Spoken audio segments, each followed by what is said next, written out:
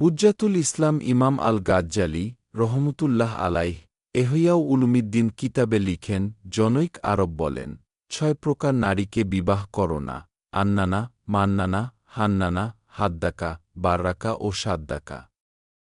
১ আন্নানা সেই নারীকে বলা হয় যে সর্বদা কাতরায় ও হায় আফসোস করতে থাকে এবং রোগিণী হয়ে থাকে। এরূপ নারীর বিবাহে কোনো বরকত নেই।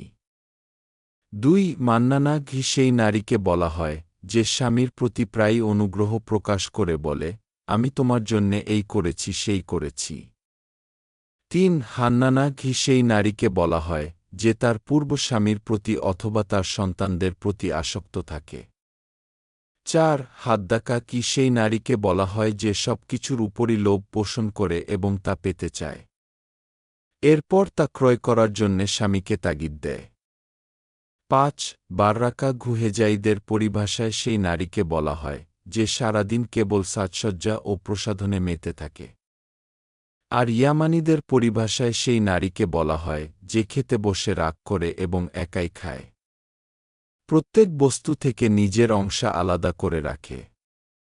৬ সাদ্দাকা সেই নারীকে বলে যে খুব বকবক করে।